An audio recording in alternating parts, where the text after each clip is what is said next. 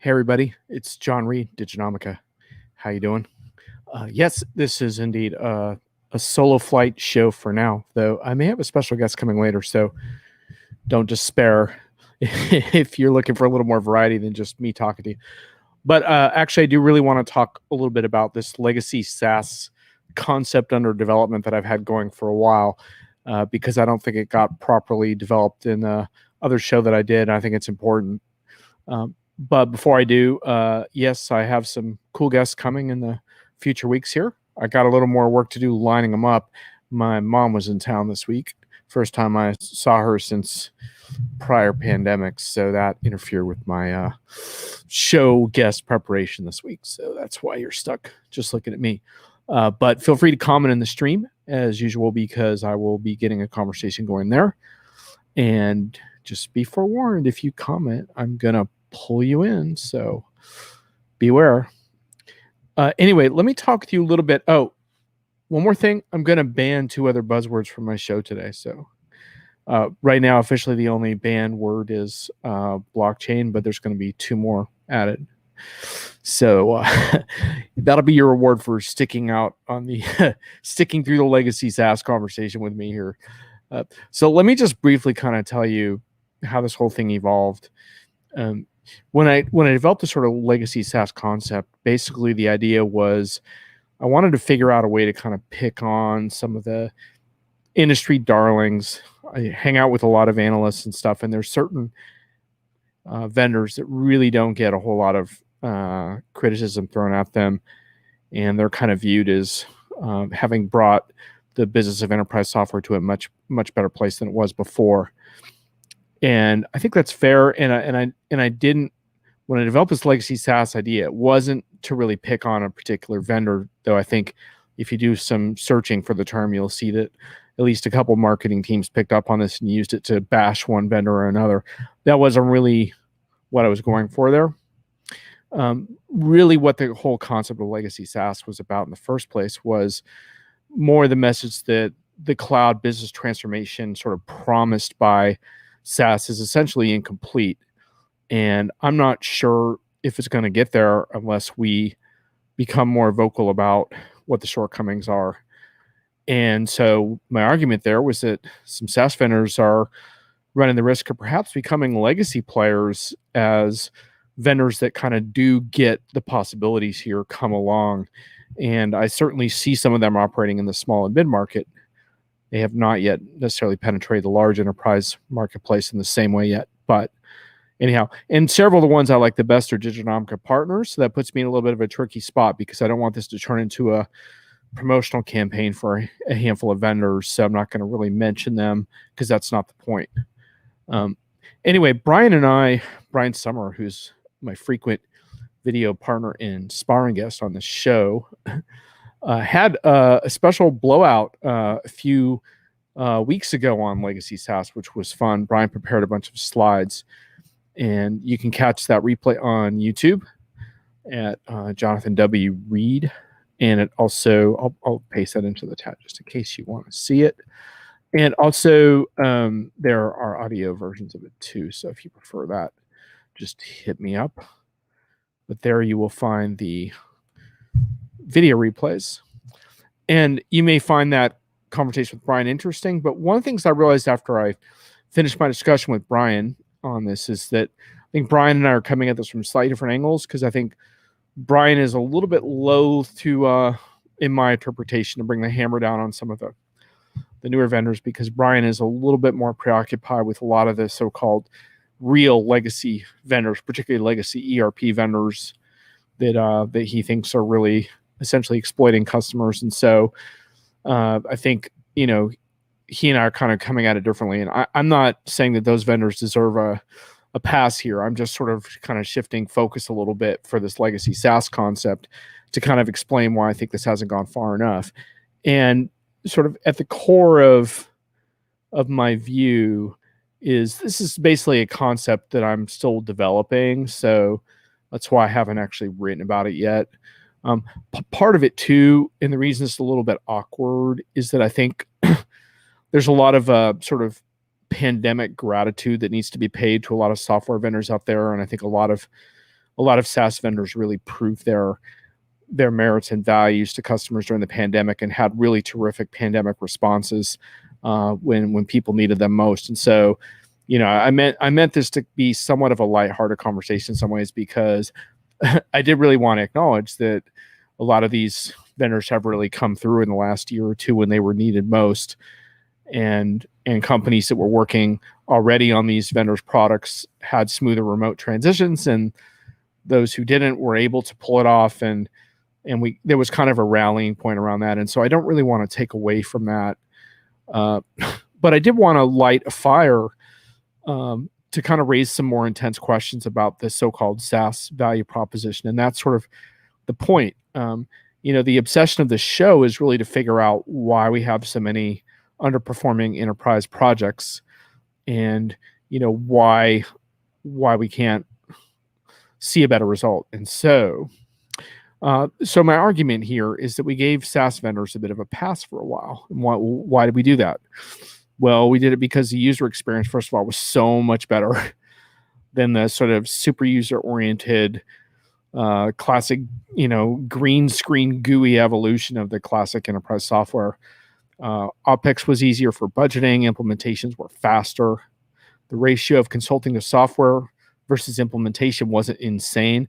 In many cases, you're talking about going from like 10-to-1 ratios for on-premise or higher down to 2-to-1 or even 1-to-1 or less.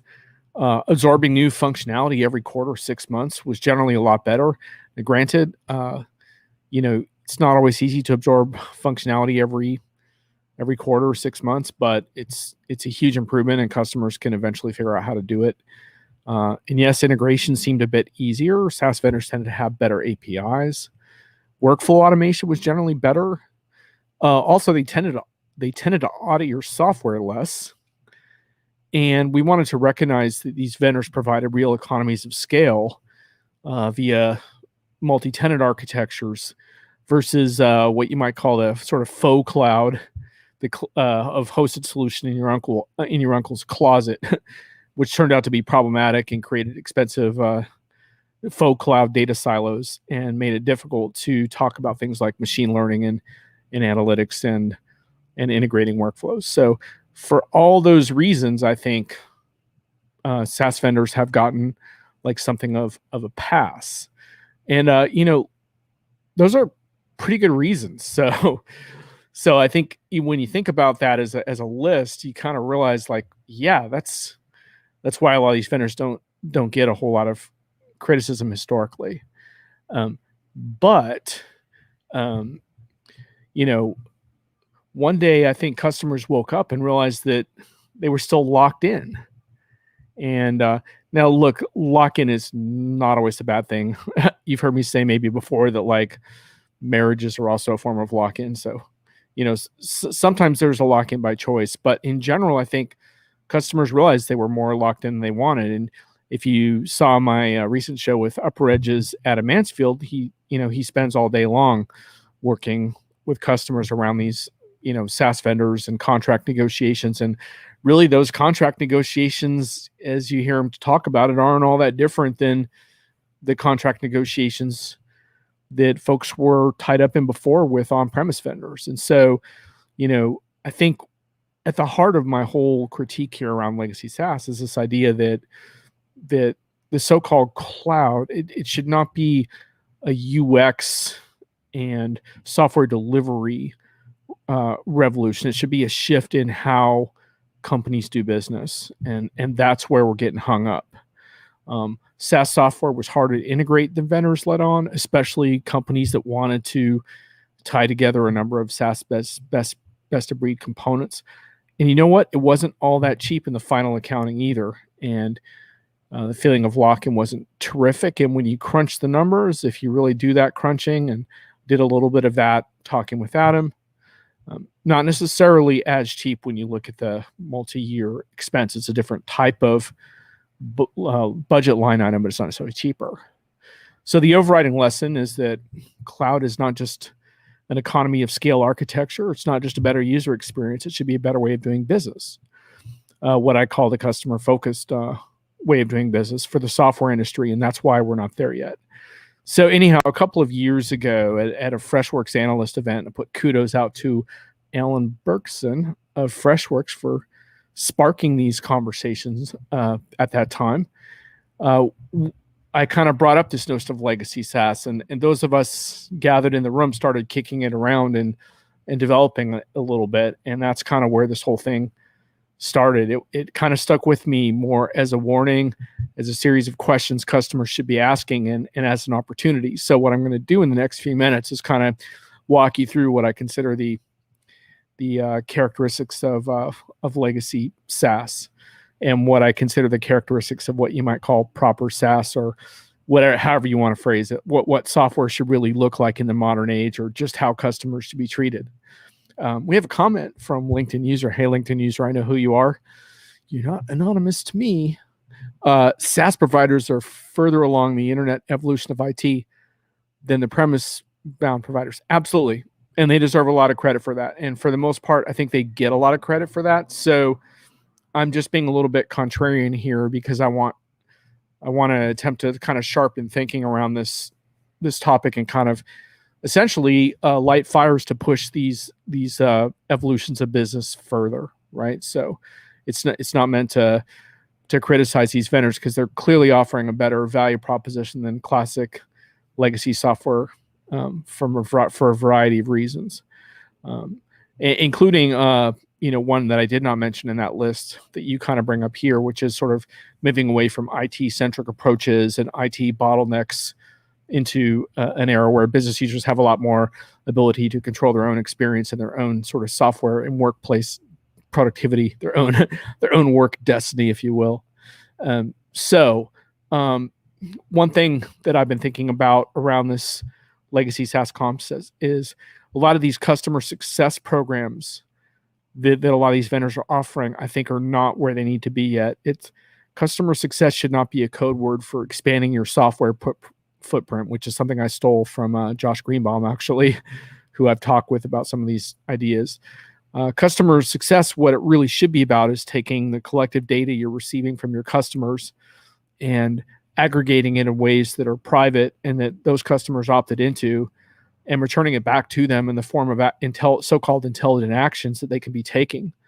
It's about helping customers achieve more advanced benefits from your software, many of which aren't available just because you took them live.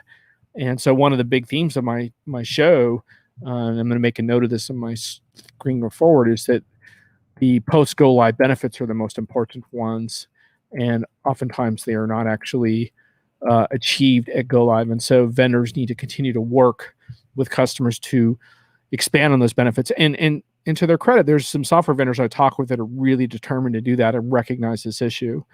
But I think we need to really expand this notion of customer success instead of falling into what I think is a very narrow kind of definition that's in practice. It really feels more like upselling, which I think is just a very, very disappointing way of reframing that.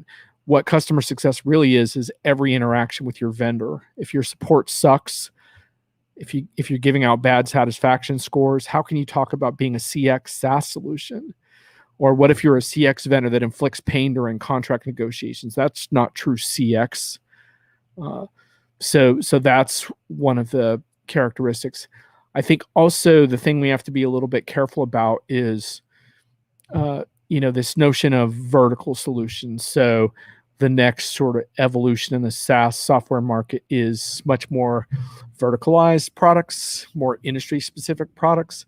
But one of the things I kind of noted in my write-up on this, in my own notes, was the dangers of that kind of we have that vertical, as if, you built out a little bit of software functionality, so now you have a vertical. Well, a real vertical, if you want to call it that, is a community of experts, advisors, industry leaders, deep software configuration around that industry, partners that are building and helping customers to build out functionality and apps in that industry. It's not a simple thing to build out a vertical. And, companies are talking lazily about industry clouds now, a lot of these SaaS vendors. And I don't think that's right. I think that, in my mind, I consider that legacy SaaS. Now, here's one point that Brian Summer and I definitely agreed upon, and we included it in our presentation on this topic. It's not just APIs. uh, I my occasional video partner in crime, Brian Summer, called this APIs that go nowhere.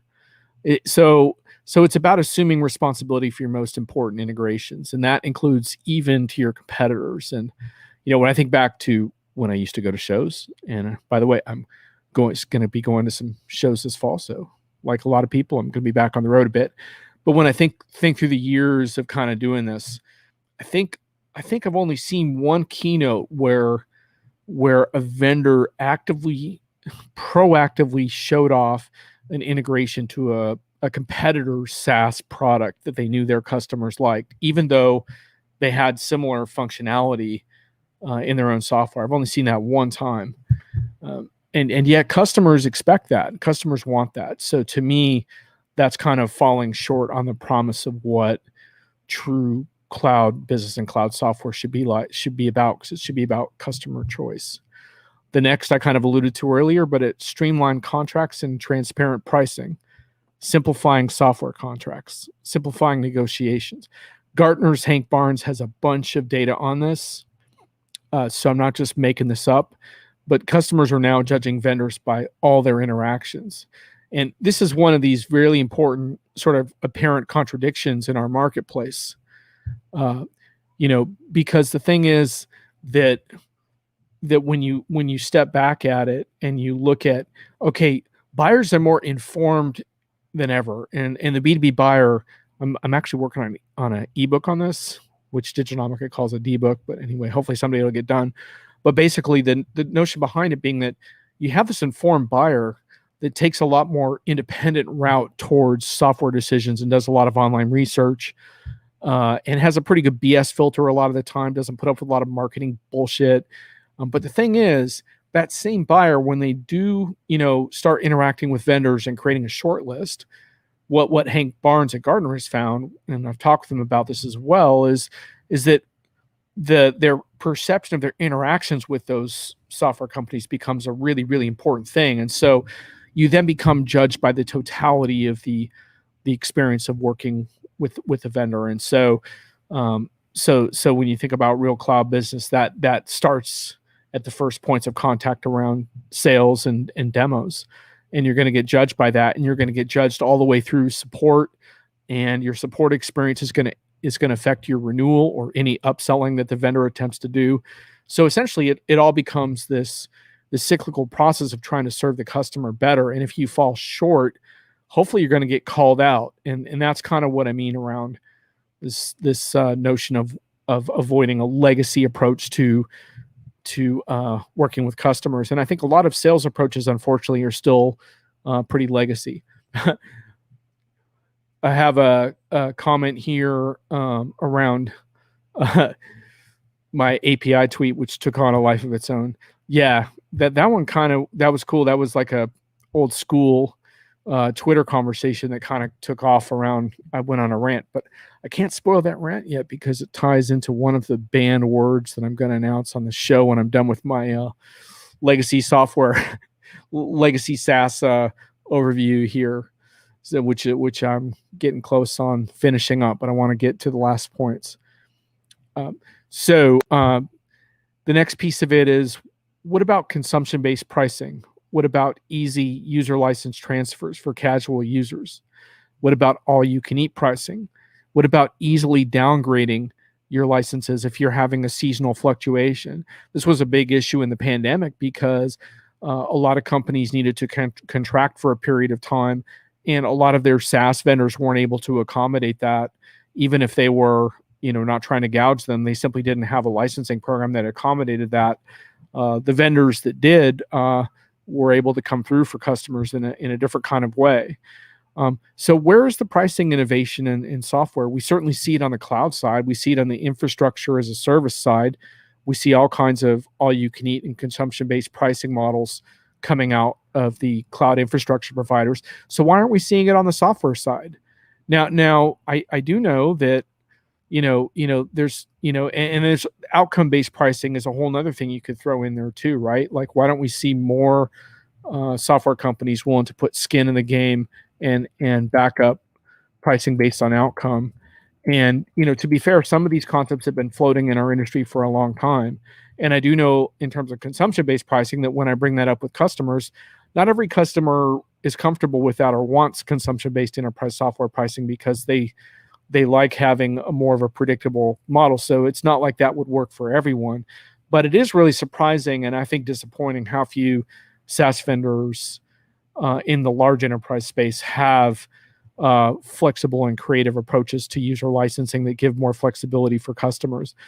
As I said, when you get into the small and medium-sized market, you get into some very interesting pricing models. And there I will call out a couple of names with Acumatica Cloud ERP, which has some very interesting bundled licensing, Zoho, which has some very interesting all-you-can-eat approaches to its Zoho One enterprise product. And so, there are vendors that are pushing the enterprise software pricing envelope, but as yet we have not seen that come up market, nor have we seen a lot of the bigger so-called cloud vendors, undertake any creative pricing pursuits at scale. Now, we certainly have seen that in some areas, especially around platform products, dipping toes in the water. But there really isn't a whole lot of pressure on these vendors to do that. And so that's why we're here today, folks, is because we're trying to articulate a little bit of what that pressure might look like if I could succeed in generating enough conversations around this going forward. Let's see what LinkedIn user has to say. Digital, Cypher, Cyber are still valid labels for SaaS. Don't ban them just yet. No, those are not going to get banned. Those terms are not getting banned, so you're all good. Iris, yep, we at Pillar offer a pure consumption model. The platform use and development is free, training is free. Like I said, in the non, moving aside from the large enterprise software vendors, there is some of this type of innovation going on, and that's kind of the whole point of what I'm talking about today is that I think so you say, where is this pressure going to come from? I mean, I was kind of hoping it was going to come from the user groups of the larger vendors who would sort of speak up and say, look, we feel locked in, we feel overpriced, we don't feel like you're innovating on your pricing model as well as you can. Unfortunately, the user groups just haven't been, in general, that vocal about this as a whole. And I think one of the reasons for that, of course, is that most of them are fairly happy with the software because, for all the reasons I went into in the beginning of this broadcast, why there's so many advantages. But to the point of this comment, which I'll put up on the screen one more time, there are up-and-coming vendors who are disrupting by offering more creative pricing models. And I think as they get more traction, either in the mid-market or as more niche or enterprise products and they grow, they will become larger vendors. And that may be the wake-up call that ultimately gets these large SaaS vendors off of their behinds. So I'm all for pressure wherever that pressure comes from. If it comes from the market and more creative software companies, that's great. But I think it needs to come from a lot of different places, including those who claim to advocate for customers, which is why I'm doing this right now, trying to articulate what that would mean. So I think that was really the big sort of outline of the concepts I wanted to throw out at you today. I was kind of thinking of Legacy SaaS as a cautionary tale. I think Brian Summer, when I talked with him first about it, he thought of it as kind of a vendor health check.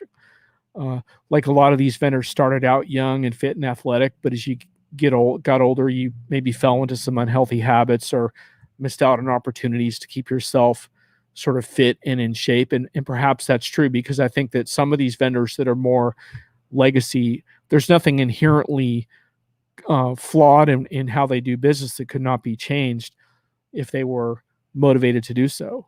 I would just hope that they get motivated before the wake-up call comes and before customers have to wait multiple years for these changes to happen. But once again, I really didn't want to call out any specific vendors. I think a lot of you can probably think of some of the ones I'm talking about here. But the underlying message is that the cloud business transformation is incomplete. And while I think a lot of these SaaS vendors you think of that are household names now are providing great services, they're not there yet. And and we need to hold their feet to the fire a little bit. And they do, I believe, run the risk of becoming legacy SaaS as more compelling vendors come along. So that's my take on legacy SaaS at this time. So, I hope you found that interesting.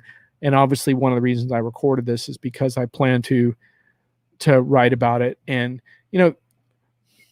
yeah, it is incumbents versus challengers. But like I said, I'm actually hoping that the pressure comes from other places as well. There's all kinds of ways that pressure can be inflicted upon vendors to do better.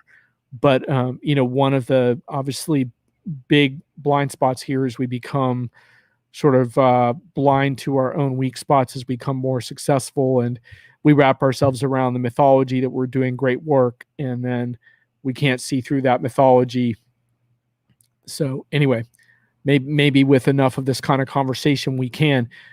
I just have found myself in a lot of analyst briefings with a lot of analysts who I feel are not pushing this issue as much as they should with vendors. So some of them are, and there's some really good ones out there, and the good ones are going to be on my show coming up. So you'll meet them, and some of them you already know. So there's some really good ones out there too. But I feel it's a little too collegial with some of these SaaS darling vendors, and it's really easy to beat up on the legacy ERP companies. And look, they all have a lot of problems, so it's not hard to point fingers at them. But I think we have to point fingers at pretty much every software company until we see these promise of sort of better experiences for customers come to fruition.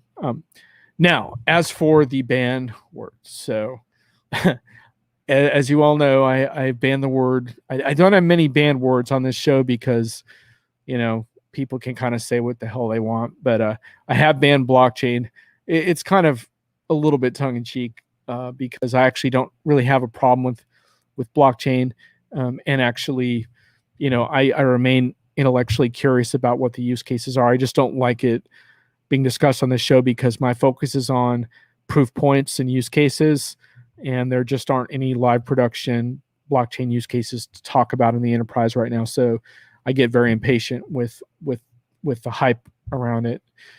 So that's the reason that it's like kind of banned. But I'm banning 2 more words today. And Bonnie is back. Bonnie Duncan Tender. She was awesome last week. If you missed Bonnie on my show, I have a hunch she will be a regular guest when I can charm her into returning, if I can indeed do such a thing. Bonnie says, I always find the term hybrid interesting. It allows the vendor to play both sides, cloud and legacy. Yeah, and look, I mean, I don't have a problem necessarily with vendors that do that too.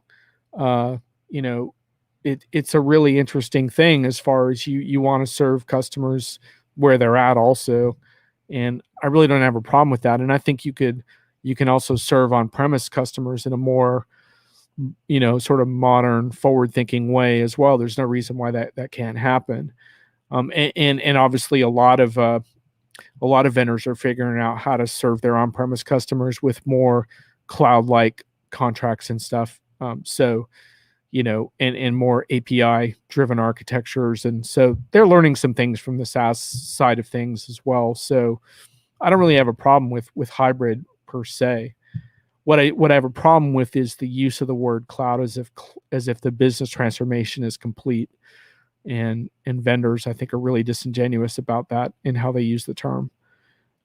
So the banned words. Some of you may have seen on Twitter that I made a ruckus around seamless integration this week. And if you do a search on my Twitter feed, you'll see that there was a lot of reaction to it. And there was actually some really good stuff as well that people kind of contributed around their different approaches to integration. And some people sort of cheerfully argued with me a little bit, calling attention to different approaches and making sure that I wasn't being too dismissive of things like APIs and such. But anyhow, I'm looking for the tweet, but it seems to have gotten buried in my feed. But I am banning seamless integration on my show as as a buzzword. You're not allowed to say that you have seamless integration or that you use seamless integration. It's essentially a huge disservice to what I call the discipline and rigor that and human intervention that I think is needed to make good integration a reality. I've just been hearing this phrase seamless integration a lot in various keynotes, and I just don't want to hear it anymore. So just stop it with a seamless integration. Better integration is fine. Actually, today on my Twitter feed, I agreed to the phrase low friction integration as an alternative for people who are pursuing more self-service approaches that are easier on customers. Low friction is fine. No friction is unacceptable, which is the same as seamless. Seamless integration is a fantasy. Let's see. Brian wants me to ban some more words. Absatively non-fungible tokens. Brian, I don't think I need to ban those two words because they just don't come up enough. Non-fungible tokens. Actually, one word I'm on the verge of banning is another blockchain associated word, immutable. Just never claim to me that something is immutable. Just stop it. Stop it. Headless. I'm going to keep headless. I got to think about headless, Brian, because actually I think headless is actually, I'd like to hear what you have to say about this, Brian. If you want to hop on cam, let me know, because I'm happy to talk through this with you. I'd like to know what your alternative for headless would be, because I think headless actually is a fairly useful description of a certain approach to UX, but maybe there's a better word for it. Paradigm is just a dumb word, but I just don't think many people use it anymore. But if people start using it on my show, I probably would have to formally ban it. But I don't really want to ban a whole lot of words. Here's the latest branch of my tweet. Thank you. Although I don't think people can easily click on that, but at least they can do it in the chat. NFTs are fine. Yeah, I'm not going to ban a word like NFTs. I mean, it's problematic concept, NFTs, but I'm still holding out actually a little bit of hope that NFTs might actually be useful to certain digital artists trying to protect their copyright. But that's not an enterprise conversation anyhow. So I'm banning seamless integration along with blockchain. And here comes the other word I'm going to ban. I'm banning the word ecosystem. Sorry, people. Banning it. Now, it's an interesting thing because some people have told me that, and they've made a pretty good case, that there's a difference between community and ecosystem. So if I ban ecosystem, well, what other word do you use? And community is maybe a little fuzzier and not an accurate portrayal of what goes on. The problem I have with ecosystem is that in the ecological context, it's about essentially a perfectly functioning, self-regulating system that constantly harmonizes itself in accordance with sort of certain natural laws of regeneration, right? And I could probably look up a definition of it and get a slightly more precise one. What vendor has that kind of ecosystem? Come on, man. Vendor ecosystems are about one big fish calling the shots and always threatening to swallow up, devour, eat the IP, help themselves to the projects of the smaller fish in that ecosystem. And I'm sorry, but for every one person that uses the word ecosystem responsibly in a software concept, in a software context, 99% of the marketing hacks are using it in a way that makes me want to vomit. And I just want you to just stop saying the word ecosystem, because I don't think it's accurate. I don't think vendors have ecosystems. Look up a definition of what an ecosystem is and tell me that that's actually what exists in the software world. No, it's not an ecosystem. It's more of a I don't know, a horror movie.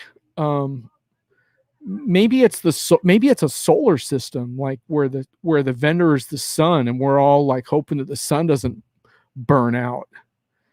Uh, it kind of fits the animal kingdom: big fish eat small fish. Not, I don't know, not exactly, because like take a top predator in an animal ecosystem. The top predator doesn't get to dictate the terms of how everyone else lives necessarily. Uh, it's just not the case. Ecosystems in the wild are thriving in various ways, and the top predator in an ecosystem doesn't define how the rest of the ecosystem gets to operate. It just doesn't. Um, Bonnie says the partner ecosystem folks that vendors are not going to be happy. Well, I think, Bonnie, first of all, I don't think they're going to listen to me, and they're going to continue to use the word. So it's the fact that I'm banning it on my show isn't going to really affect their marketing literature. They're not going to go redo their PowerPoints as a result of this. But on my show, I'm going to call you out if you use that word. I'm actually looking up the definition right now because I should have done this before the show. Yeah, I mean, I'm trying to think of what will be a really good alternative to ecosystem. I'll probably have to offer people, right? If I ban it, I've got to give them something else they can use. In some cases, I think community is an alternative. But I think it's really more kind of like, what's that Depeche Mode song? Let's play Master and Serve It. Maybe that's a better way of no, I'm sorry. I'm just kidding about that. But yeah, I'm thinking maybe solar system could work better with the vendor as the sun, and the closer you are to the sun, the nicer it is, until you get too close and then you get burned up, alternately acquired. So I think maybe I'll propose solar system. We are with you, John. There's corporate blandness and we know better. Yeah, we do. The word is just used so carelessly is all. And it really, really bothers me. Biodiversity, right? Ecosystems have to have a certain level of biodiversity. Why do we not see that in our vendor ecosystems? I really don't think we do. So I think ecosystem is purely an aspirational concept right now in the vendor world. Vendor as center is a vendor focused perspective, not a customer focus. Well, that's right, Alan. Funny you should say that. But I think ecosystem, though, is a disingenuous way to present even a customer centric viewpoint, because even a customer centric viewpoint, the dominant vendor in that ecosystem is still dictating a lot of the terms and still dictating the platform. That's not the case in the wild. That's not how the word ecosystem evolved. That's not what it means. So I think we need to come up with a different term, and I'm happy to come up with a better approach. But I think it's a customer focused perspective is absolutely a wonderful thing. I don't think saying the word ecosystem makes you customer focused, though. I think it means you're blandly reciting buzzwords that sound good but don't mean anything. So I don't think that's useful. So that's why I'm banning the word. So I'm not going to ban a lot of buzzwords in this group, but I'm going to make fun of some of them, but I'm only going to ban a few. So I'm banning ecosystem, Alan, because it's being used and abused by a lot of vendors that don't have a customer focused perspective. Sorry, they just don't. So hopefully that will wake a few people up and make them think about, like, well, what is this? Why can't I say this word? Why not? Well, let's trace it back and see what it actually means. I remember I had a friend once. He had an aquarium. This guy was like absolute genius. He like barely could hold down a job, but he had an aquarium, like it was like basically the size of like my sofa, It was huge. And it was a self-sustaining ecosystem. Like everything, he didn't even have to clean it. That's how well he designed it. Like most aquariums, you have to clean it or all your fish die. Not this one. Everything was self-sustaining within that aquarium. It all just worked. And no one was in charge. I mean, well, obviously he was, in a sense. He was sort of the god, the silent god that sort of occasionally pruned it. But once he set it up, kind of just let it run. It was like brilliant. And I was like, yeah, that's a true ecosystem. It just maintained itself. There was no dominant player raising pricing or, promising people product with vague roadmaps and making promises about vendors that were going to deliver certain implementation methodologies that didn't, or got low quality scores but weren't banned from. They still got a vendor reward at the end of the year, as part of the ecosystem, and thank you for your leadership and all that crap. So anyway, but hey, Alan, if you want to use the word ecosystem, it's okay. I'll let you use it, but in general, I just don't want to hear it. I have to hear it enough in all these virtual keynotes. I just don't want to hear it on my show. I think that's fair, right? It's my show. So, what was the bottom feeding species? I'll have to get back with you on that like next week, because I can't remember all the different things he had in there. It's been a number of years. It was pretty incredible. I wish I had a picture of it. Alan says, I don't. Alan, you don't use that word. If you don't, that's great. I'll come up with a better alternative for it at some point so we can describe it. But Brian, you went away, man. You were gonna explain what the alternative to headless is, because I think this is Alan was agreeing with me. Nice, excellent, Alan, excellent. Well, if you have my back, Alan, that's very, very encouraging for me. That means I'm definitely on the right track here. Brian, did you go away? I wanted to hear your recommendation. Brian had a few words he wanted me to ban. There's obviously certain things you could kind of easily ban, like low-hanging fruit and stuff like that. Paradigm, for example, is the low-hanging fruit of enterprise buzzwords, probably. I wanted to hear about headless, though, because I don't really like the word headless, but headless does seem to explain adequately kind of an adaptable environment that could, a UX, transferable UX component, I guess you could say. Is there a better word for headless architecture? Brian, are you out there? If so, let's hear it.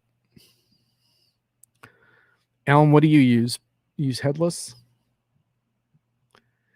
I don't really use the term that much, but I guess I don't know what I would use as an alternative. So I don't think you can ban something unless there's some alternative term. But as I think about the ecosystem thing, I don't think I can get people to call it their solar system. I think that I don't think that people are going to accept that as a substitute. So I'm going to have to come up with something else, because they're going to be like, oh, that sucks. Brian says, instead of headless architecture, let's use Sleepy Hollow architecture. Okay. Brian, I'm gonna have to think about that, man. I'm not sure that's gonna cut it. Alan says, I live near Sleepy Hollow, so headless is for horsemen. And then we have headless is serverless and zero client, right? I think we understand what headless means, but is there an alternative? Because Brian raises a good point. I think it's kind of an annoying term. It's just, I think, unlike some other buzzwords, it actually does have a precise definition, which is sort of useful. So it's a little harder to replace. But Sleepy Hollow architecture, that might catch on, Brian. You should trademark that, man. Solar is too nice for what's happening in tech biz. I don't know, dude. Spend a little time on Mars and decide if you like the solar system very much. Experience a little bit of those radioactive waves.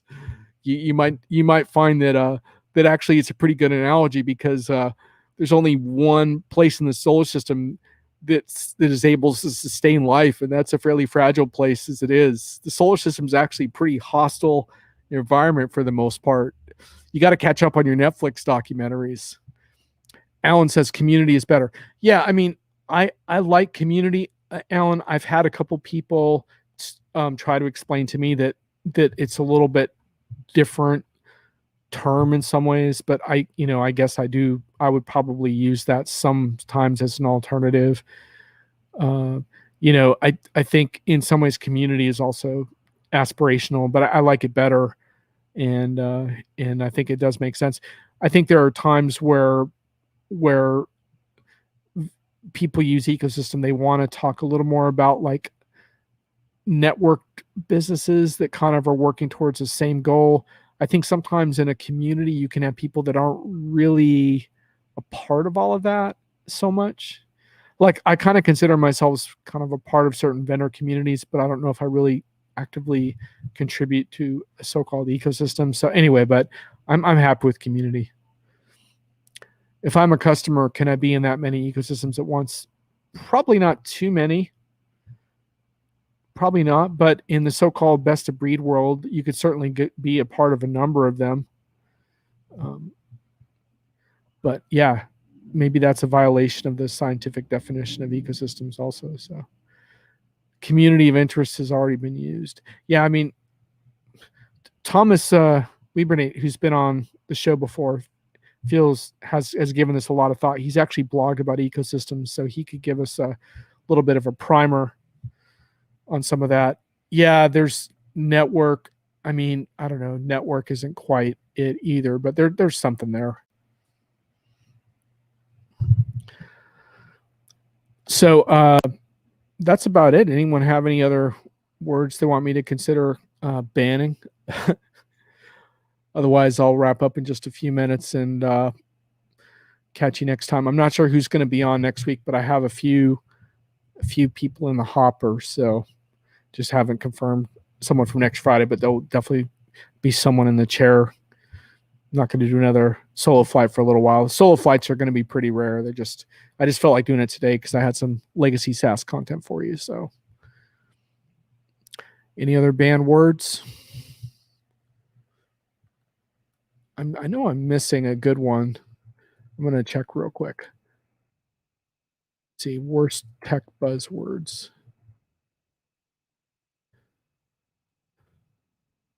20 bullshit buzzwords that should be banned from tech forever. Let's have a look at a few of those.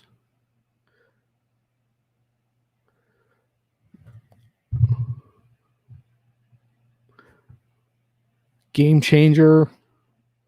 Yeah, that's a pretty good one. Alignment, pivot. I really don't like pivot. I'm not necessarily going to ban it, but that is a pretty bad one. Low hanging fruits on this list. Circle back. I mean, circle back is dorky, but I don't know if I'll ban it. Bandwidth, take it offline. I mean, those are pretty dumb. Rockstar Ninja Wizard. Yeah.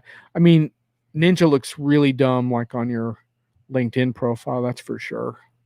I don't think there's anything really bannable on that list. It's just like you just don't want to use those words in everyday interactions. But I just looked up this thing, 10 annoying buzzwords the whole office would be better without.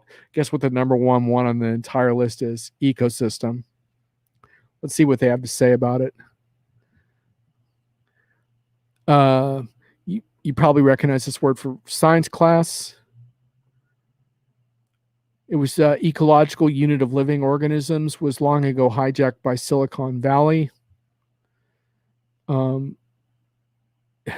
Jargonauts, I like that. Most of the time they say industry, network, or simply system works just as well. So anyway, that's good stuff. Disruption. Oh, Alan wants to know the other words. Alan, I've only banned a few. I don't want to ban a whole bunch of them because I think it starts to lose meaning. I banned blockchain. Blockchain's on like a long-term temporary ban until there's a live production use case to talk about, in which case, if people refer to it in the context of a live production use case at scale, then it can be used. Of course, it can be used in a cryptocurrency context, but that's sort of a weird exception because we don't talk about cryptocurrency on this show. So it's blockchain. Seamless integration was just banned today. I think that's a permanent ban because I don't think integration's ever going to be seamless. So I don't see how that could ever be unbanned. And then the third is ecosystem. I think I've heard that word like 50 times in the last 2 weeks on keynotes, and I'm all done with it. I'm all done with it. Disruption's pretty bad. I try not to use disruption too much. It's yeah. I use it when I'm on Disrupt TV, but that's only because they call it Disrupt TV. And I like to tell them that I'm going to disrupt it if they invite me, but that's not quite the same, right? Okay, let's just look at the rest on this list. Ideation's number 2. I'm not a fan of that word, but I don't see it being used very much. Leverage is number 3. I said on Twitter today I managed to mostly purge the word leverage from my vocabulary. I totally agree. I'm not banning it on the show, but it's just a tedious, pretentious word to use. I think we might need to be careful about using the word outcome too much. I'm not going to ban it, but I would put that on the list. Disrupt's on this list too, number 5. This is a pretty good list. Bandwidth is number 4. When someone tells me they don't have the bandwidth to take on that project, that's pretty good. Double click. Wow, dog food's been coming up a lot. Gonna have to eat our own dog food. Iterate, yeah, that's tedious. Iterative and stuff like that. Rockstar, wizard, ninja, guru, yeah, totally. Probably put thought leader on there, like really, if someone if thinking to have someone on the show and they have thought leader on their profile, then I don't invite them. You should never describe yourself as a thought leader. Alan says we should use outcomes more. It's really all that matters. Yeah, I think it does, but I think we got to mix it up, right? Because we could talk about things like results, or what did you get out of it, or even occasionally we could talk about ROI. I think we have to mix it up. I just think we're in danger of overusing outcomes is all. Bonnie doesn't like growth hacker. Yeah. Yeah, growth hacker is that's pretty brutal. Oh, here's the most hated tech buzzwords of 2021 from Trust Radius. So this is all current. Let's see what they have to say.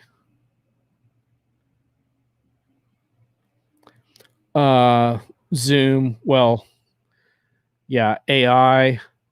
See, I think that's tough because AI is what it is, right? I mean, we've grown to use AI in kind of a fairly generic way, but I think at least we understand each other when we use it.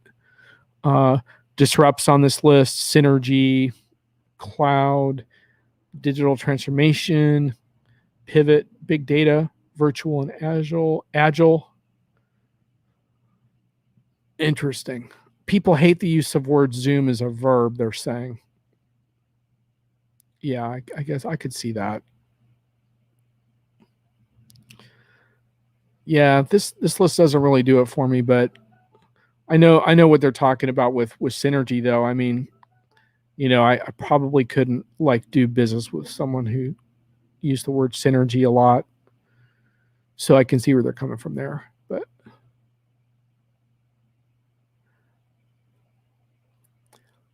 thought leaders are very tired one, says Rit, and growth hacker is an awful one. Growth hacker is pretty brutal. All right, we're going to have to actually have you on the program. If you keep this up, we'll just get you on here one of these Fridays and you can give us your full list. Brian doesn't like semantic, influencer, topology, tautology, and any ology as a service. I think I will be leveraging blockchain when I retire. Well, actually, the idea is to leverage blockchain now so that you can retire on your cryptocurrency investments. AI is abused, and really, in most cases, it's not real AI.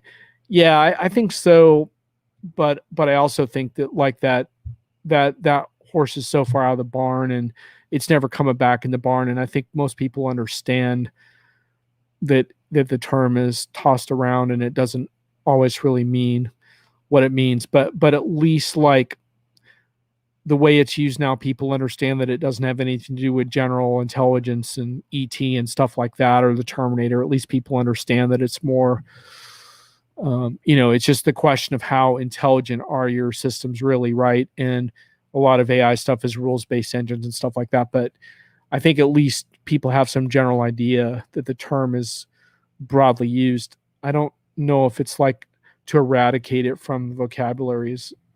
It's just never going to happen. So it's not realistic. It'd be like crying about the fact that it snows in Massachusetts in the winter. Sprinkle some big data on your digital transformation for better outcomes. That feels almost like a few years ago in a way. Like I thought we were sort of beyond big data, but yeah, Alan, it was on the 21 list along with digital transformation for better outcomes. Yeah, I mean, I think it's interesting too with digital transformation, right? Because isn't it really about business transformation? I mean, at some point, like digital is sort of understood, and digital in itself is not enough. Interesting. I think there's at least one person in the chat who's written a book about that. So, okay. Few more. The 12. Oh, that's just ad tech. I'm going to find a few more. How about if I look at 2012? Let's see if the worst buzzwords from 2012. Let's see how many of them are still kicking around. Interesting. They're all pretty much gone away. 2012, there was hacktivist. That's pretty bad. Crowdfunding was big. Programmer. Nice. Nice programmer. Ouch. Ouch. Oh, here's one from 2019. 21 most annoying tech buzzwords. Let's see. Pivot made number 1 on this list. Yeah, pivot is really bad. I don't know how the people in this group feel, but I think pivot's like one of the worst. I cringe whenever I hear it. Pivot is tough. 360-degree view is number 2. Ouch. Yeah, 360. We've covered that in this show actually, in a Thomas Weber edition. 3, disrupt. Yeah.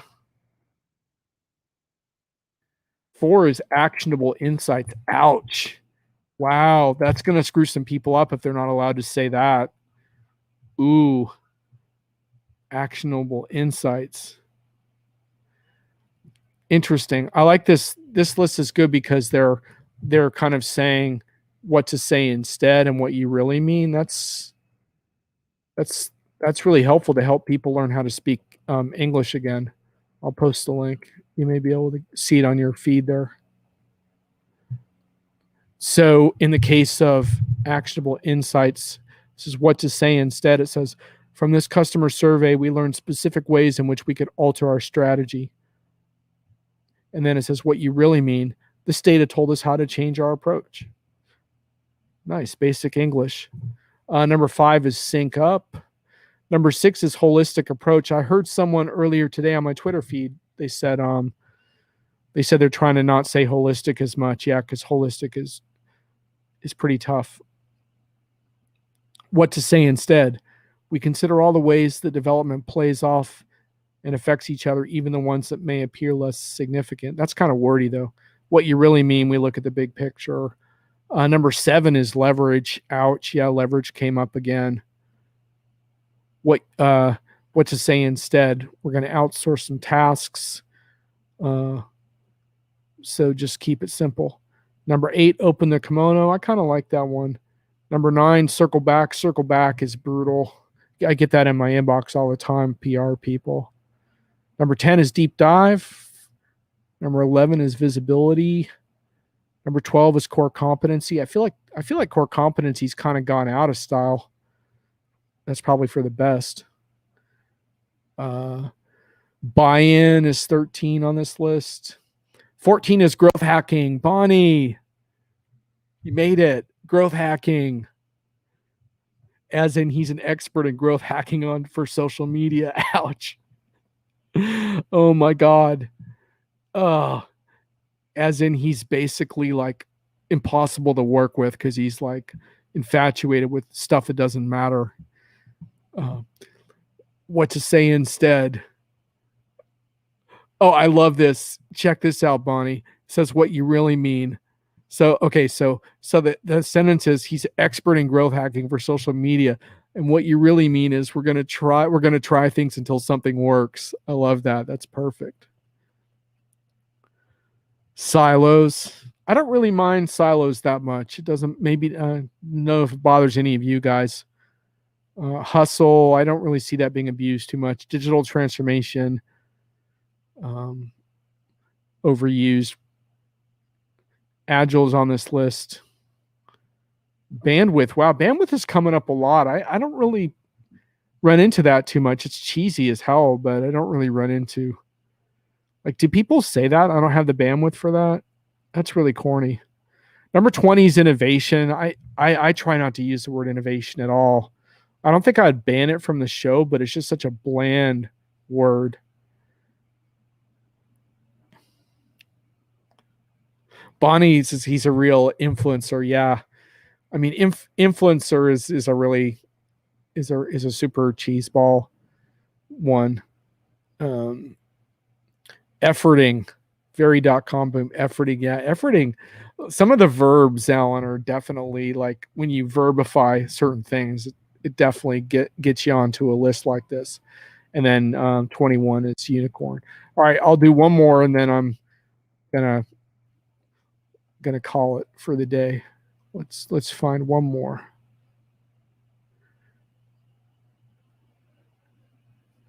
The worst tech jargon of 2020. Let's see. I find it interesting. There's a lot of commonality.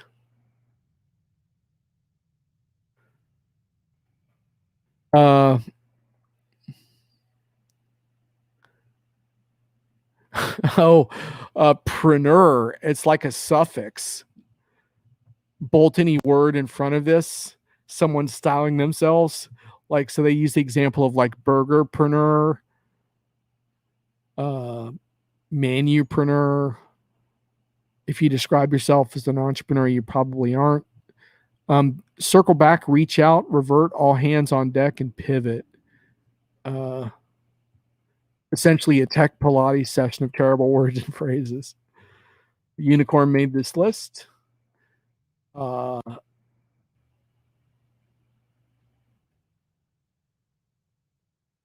through, a thought leader made the list. Oh, and then another one on this list is servitization. That's one that does come up sometimes. I know, Brian, I know you have some feelings about servitization. It could definitely be overhyped. That's for sure.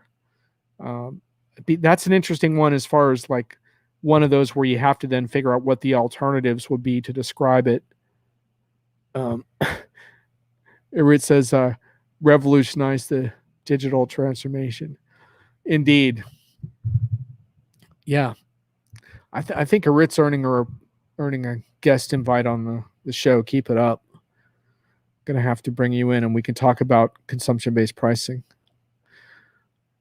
Keep those lively Friday afternoons running. Yeah, I will, man.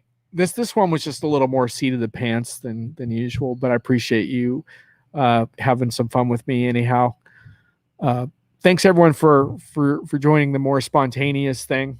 Hopefully in the next coming weeks around this time, I'll have some really interesting, compelling guests for you, but it does take me a little while to get them lined up and prepped. So that's why sometimes it hasn't been happening lately, but it will. So Have a great evening. Thanks for giving me your buzzwords of choice. Really enjoyed that. Later.